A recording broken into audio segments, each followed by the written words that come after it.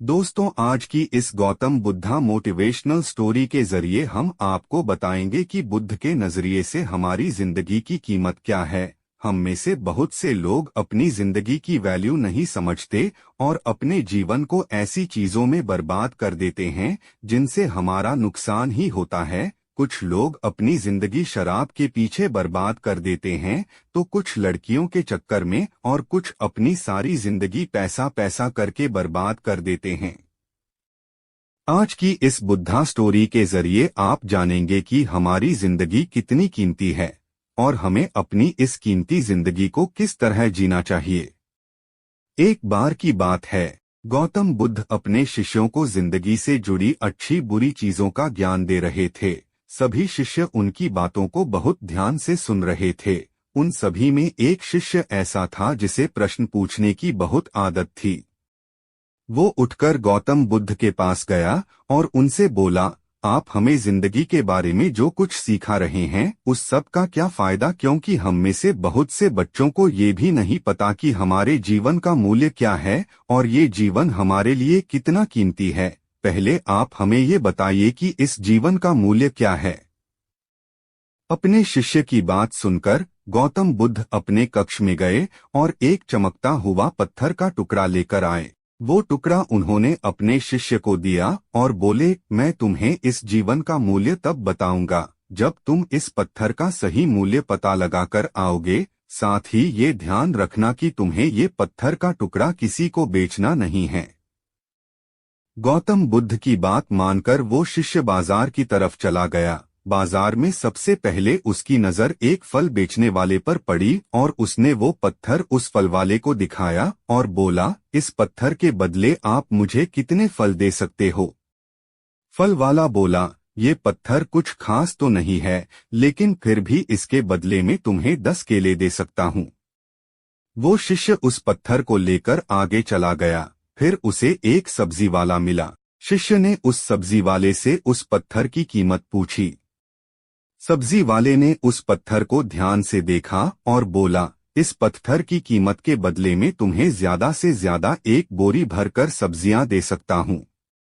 इसके बाद वो शिष्य उस पत्थर को लेकर एक सोने के व्यापारी के पास गया।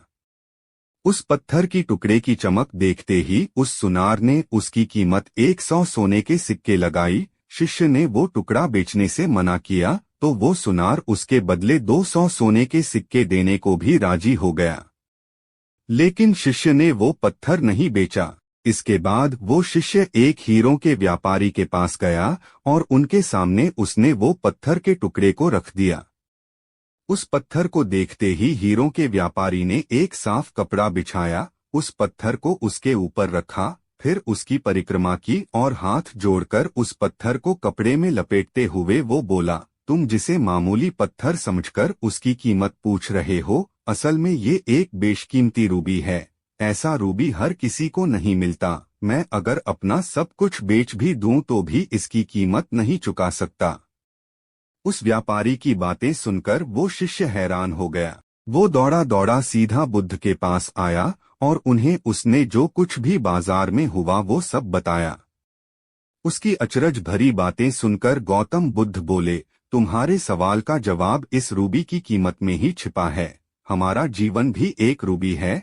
रूबी की तरह ये भी बेशकीमती है, लेकिन हम इस बात को हमेशा नजरअंदाज करते हैं और अपने जीवन का मूल्य नहीं समझते। हम दूसरों को देखकर और उनके जैसा जीवन जीने की कोशिश में अपने जीवन की कीमत को कम कर देते हैं। हम ये सोचते हैं कि हमारी जिंदगी की कीमत वही है जो दूसरे हमें बताते हैं, लेकिन ये बात हमेशा ध्यान रखना कि सामने वाला अपनी हैसियत, बुद्धि और अपनी समझ के हिसाब से तुम्हारी कीमत लगाता है। जिंदगी सिर्फ एक बार मिलती है, इसलिए इसको बर्बाद ना करें। अपनी जिंदगी को उतना ही कीमती समझें जितना कीमती आप अपने बैंक में रखे रुपयों को समझते हैं।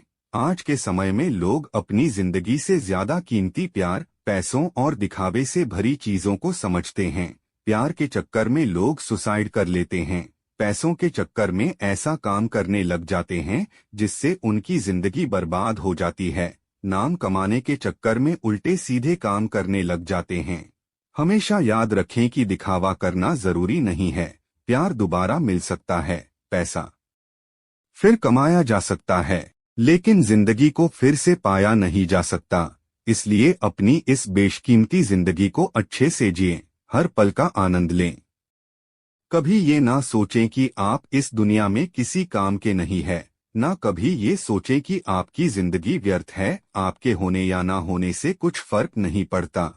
जब भी ऐसे नेगेटिव विचार आपके मन में आए तो खुद को बस ये याद दिलाएं कि जीवन एक रूबी है और ये बेशकीमती है।